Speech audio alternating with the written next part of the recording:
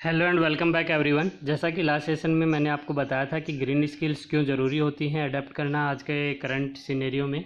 Okay, सो जितनी भी organisations हैं, जितनी भी कंपनीज़ हैं, उनको ग्रीन स्किल्स फॉलो करना चाहिए, यानी कि इन्वायरमेंट फ्रेंडली होना चाहिए, सच दैट ह्यूमन बींग्स की लाइफ जो है वो इन्वायरमेंट फ्रेंडली हो, यानी कि इन्वायरमेंट में जो चेंजेज हैं उसकी वजह से ह्यूमन बींग्स को कोई इफेक्ट ना हो।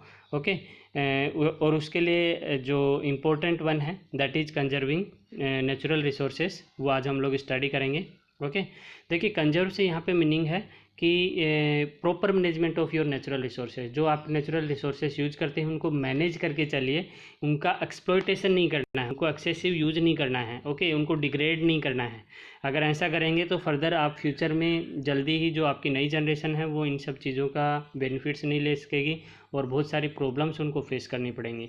सो जो आपका कंजर्वेशन है यहाँ पे उसको हम इस तरीके से समझ सकते हैं विच में लीड टू डिग्रेडेशन। अगर आप कोई प्रिवेंटिव एक्सेसिव यूज करते हैं किसी भी नेचुरल रिसोर्स का, अगर आप ज़्यादा यूज करेंगे, पेट्रोलियम का ज़्यादा यूज करेंगे तो वो ख़त्म हो जाएगा और फर्दर आप जो नई जनरेशन है उसके लिए क्वेश्चन मार्क लग जाएगा। तो इस तरीके के जो चीज़ें हैं, ओके, उनको हमें मैनेज करके चलना है, प्रॉपर मैनेज करना है।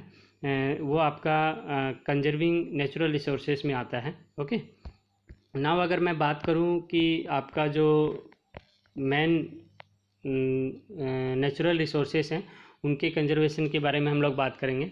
ओके, सो सोइल कंजर्वेशन से यहाँ पे मीनिंग है जो देखिए सोइल कंजर्वेशन बहुत ज़्यादा ज़रूरी है। आप चाहे फार्मिंग से रिलेटेड हैं, फार्मिंग से टच में है या नहीं है, आप मेट्रो सिटी में रह रहे हैं और आपको कोई मतलब नहीं है कि फार्मर्स खेतों में क्या कैसे यूज करते हैं, सोइल की फर्टिलिटी उनके लिए क्यों ज़रूरी होती है, बट इनडायरेक्टली आप उससे कनेक्टेड हैं, ये नहीं भूलना है। ओके, कि क्योंकि जो भी आप फार्मिंग जो प्रोडक्ट्स हैं वो आपके पास जो अवेलेबल हो पाते हैं मार्केट में मेट्रोपॉलिटन सिटीज़ में, वो जस्ट बिकॉज ऑफ फार्मर्स जो मेहनत करते हैं उसकी वजह से हो पाता है।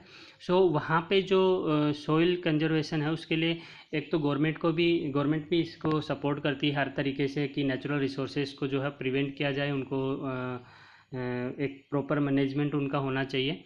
दूसरा, एक इंडिविजुअल रेस्पॉन्सिबिलिटी भी हमारी हो जाती है कि हमें भी इस पर ध्यान रखना चाहिए। जब भी हम लोग अगर हम डायरेक्टली इनडायरेक्टली उस चीज़ से कनेक्ट होते हैं और हमें अगर कहीं भी हम उसमें अगर अपना पार्टिसिपेशन कर सकें तो वो बहुत ज़्यादा एक कह सकते हो कि सोशल ह्यूमन लाइफ के लिए आपने एक अच्छा काम किया है। Okay, now social conservation means checking soil erosion. Soil erosion से यहाँ पे मतलब है मिट्टी का कटाव। जो सोइल है वो अगर ज़्यादा वाटर, अगर आप देखते हो जब भी पानी वगैरह फ्लड्स वगैरह आता है तो मिट्टी को एक जगह से दूसरी जगह ले जाता है, तो वहाँ पे क्या होता है, जो ऑलरेडी मिट्टी जो खेतों की जो फार्मर्स जो अपने फील्ड्स में यूज करते हैं सॉइल, उनकी फर्टिलिटी कम हो जाती है। तो उस सॉइल इरोजन को भी आपको रोकना होता है and improve soil fertility such that जो सॉइल है उसकी फर्टिलिटी बनी रहे, यानी कि उसमें जितनी ज़्यादा फर्टाइल सॉइल होगी उतना ही अच्छा कह सकते हो कि आपका प्रोडक्ट आप देंगे, यानी कि आपकी जो उपज है वो और अच्छी होगी। ओके, जनरली आप सोशल साइंस में ये चीज़ें आप ऑलरेडी स्टडी कर रहे हो तो आपको समझने में शायद ज़्यादा आसानी होगी। ओके, उसके लिए हम लोग डिफरेंट मेथड्स यूज़ कर सकते हैं। Maintenance of soil fertility that will be maintain by adding manures and fertilisers regularly as well as rotation of crop. यानी एक ही तरीके की अगर आप खेती करते रहेंगे, ओके, तो क्या होगी, सॉइल की फर्टिलिटी धीरे धीरे कम होती है। लेकिन अगर आप चेंज करके करते हैं, ओके, सीजन वाइज अगर आप चेंज करते हैं अपनी क्रॉप को, अपनी फसल को, तो उससे क्या होता है, फर्टिलिटी बनी रहती है। साथ ही आप मैन्योर और फर्टिलाइजर्स का यूज़ करें। ओके, जो आपके खाद वगैरह यूज करते हो वो आप यूज़ करेंगे तो उससे भी फर्टिलिटी आपकी सॉइल की बनी रहती है। दूसरा, कंट्रोलिंग ऑन ग्रेजिंग, यानी कि जो ग्रेजिंग एरिया है वो डिफरेंट होना चाहिए। अगर सारे जो एनिमल्स हैं वो अगर फील्ड्स में आके ग्रेज करेंगे तो फिर डेफिनेटली क्रॉप्स आपकी ख़राब हो जाएगी। तो ग्रेजिंग एरिया जो है वो बिल्कुल अलग होना चाहिए फील्ड से। जो आपका फील्ड एरिया है उसमें ग्रेजिंग ना हो, इस चीज़ का इसको सुनिश्चित करना है। रिफॉरेस्टेशन से यहाँ पे मीनिंग है कि ज़्यादा से ज़्यादा आप पेड़ लगाएं। ओके, उससे आपका देखो ज़्यादा से ज़्यादा पेड़ लगाएं तो उससे आपका सॉइल इरोजन भी कम होता है, यानी कि मिट्टी का कटाव भी कम होता है, इसलिए मैक्सिमम प्लांटेशन आपको करना चाहिए। ओके, टेरेसिंग यहाँ पे जनरली जो हिली एरिया होता है उसमें यूज होता है। वहाँ पे क्या होता है, स्लोप होता है, अगर आप पानी को रोकोगे नहीं तो वो पानी नीचे आ जाएगा। इसलिए अपने फील्ड्स में पानी को रोकने के लिए आप क्या कर सकते हो, वहाँ पे जो फ्लैट फील्ड्स होते हैं उनमें आप रैपिड रेन ऑफ वाटर करने के लिए हम लोग स्लोप बना देते हैं।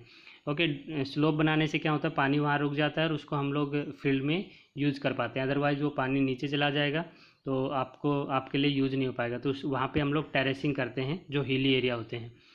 कंटोर प्लॉगिंग से यहाँ पे मीनिंग है कि आप अपनी खेती जो है वो राइट एंगल के अंदर करते हैं। राइट एंगल के अंदर करने से क्या होता है कि इस तरीके से आप करते हैं, उससे आपका पानी जो है वो रुका रहता है, सॉइल का इरोजन भी कम होता है। ओके, जो रेन वाटर होता है वो आपके खेत में रुक जाता है। ओके, नाउ अगर मैं बात करूं आपके वाटर कंजर्वेशन की। ओके, जो संरक्षण वर्ड यूज करते हैं हम लोग जनरली इसकी जगह हिंदी में। ओके, तो अगर हम पानी को बचा के रखना चाहते हैं फ्यूचर यूज के लिए, तो देखो बहुत ज़्यादा ज़रूरत है किसकी, वाटर कंजर्वेशन की। ओके, तो क्योंकि अगर बात करूँ मैं मैनकाइंड के सर्वाइवल की, प्लांट्स के सर्वाइवल की, एनिमल्स के सर्वाइवल की, तो वाटर के बिना ये सब सोचना भी बेकार है। Okay, life is nothing without water. So पानी को बचाना बहुत ज़्यादा ज़रूरी है, और उसके लिए आपको क्या करना है, growing vegetation in a catchment area which will hold the water in soil allow to petrol deeper. जो छोटे छोटे आप खेती करते हो, प्लांटेशन करते हो, उससे क्या होता है, एक तो पानी खेतों में रुका रहता है, और उससे ग्राउंड वाटर जो है वो ग्राउंड वाटर का लेवल इंक्रीज होता है। ओके, ग्राउंड वाटर धीरे धीरे कम क्यों हो रहा है, थोड़ा सा क्लाइमेट चेंज होने की वजह से बारिश अगर जिस एरिया में कम होती है वहाँ पे पानी जो है, ग्राउंड वाटर जो है धीरे धीरे डिक्रीज हो रहा है, डिग्रेड हो रहा हो, तो उसको हमें क्या करना है, इंक्रीज करना है। ओके, दूसरा, constructing dams and reservoir regulate to supply of water in the fields. Dam बना के हम पानी को रेगुलेट कर सकते हैं, यानी कि डिफरेंट कैनल जो नहर की हेल्प से फील्ड्स में हम लोग पानी पहुंचा सकते हैं, हाइड्रो इलेक्ट्रिसिटी जनरेट कर सकते हैं। Sewage should be treated as only the clear water should be released into the river. जो सीवेज का पानी है उसको भी हम साफ़ करके नदी में भेजें, अगर गंदा होगा वो पोल्यूटेंट होगा तो वो आपको हार्मफुल हो जाएगा आपके लिए। इंडस्ट्रियल वेस्ट को हम रिवर्स में ना डालें। ओके, जो केमिकल और थर्मल पोल्यूशन होता है। ओके, फ्रेश वाटर का यूज करें और उसको भी आप ट्रीट करें, वाटर ट्रीटमेंट जो प्लांट्स लगाएं ताकि उसको आप फर्दर अच्छे पानी में कन्वर्ट कर सकें। Judicious use of water in day to day life, यानी कि जहाँ ज़रूरत हो उतना ही पानी यूज करें, एक्सेसिव वाटर का यूज ना करें। रेन वाटर को आप यूज करें, उसको स्टोर कर लें और स्टोर करके उसको फर्दर यूज करें। Okay, water set with single unit of the land which water drainage system include the soil and water management. Okay, इसके लिए हम लोग वेजिटेटिव कवर यूज करते हैं। एनर्जी कंजर्वेशन की मैं बात अगर करूं तो देखिए, एनर्जी है, वाटर है, ये आपके कंज्यूम करने पे ख़त्म हो जाएंगे, इसलिए ज़रूरी है कि हम इनका जो यूज है वो लिमिटेड करें, ज़रूरत हो तभी हम इनका यूज करें। ओके, एक्सेसिव यूज नहीं करना चाहिए। जैसे अगर बात करूं, अगर आपको एनर्जी अपनी बचा के रखनी है तो ज़रूरी है, ज़रूरत नहीं है तब आप अपने टीवी, फ़ैन, लाइट इन सब के स्विच को ऑफ कर रखें। ओके, ट्यूबलाइट्स वगैरह को क्लीन करके रखें सच दैट आपको अच्छी लाइट अवेलेबल हो। ओके, डस्ट उनसे हटा दें। खाना जो है जनरली प्रेशर कुकर पे बनाएं। ओके, क्योंकि अगर विदाउट प्रेशर कुकर बनाते तो आपको बहुत ज़्यादा टाइम लगता है, उसमें आपका गैस जो है वो ज़्यादा, एनर्जी आपकी ज़्यादा बर्न हो जाती है। ओके, और इस पर फास्ट आपका खाना बन जाता है तो आपकी एनर्जी सेव होती है, आपका जो LPG है, लिक्विड पेट्रोलियम गैस है, वो कम यूज होती है। Okay, keep vessels with the lid during the cooking and उसको ढक के खाना बनाएं सच दैट आपको जल्दी खाना, भाप जो स्टीम होती है, भाप होती है, उससे जल्दी खाना पक जाता है। Electric items like conditioner, air conditioner, geyser, heater, इनकी ज़रूरत ना हो तो इनको यूज ना करें, बहुत कम यूज करें। ओके, तो इस तरीके से आप अपनी इलेक्ट्रिसिटी को, यानी कि एनर्जी जो है उसको बचा के रख सकते हैं।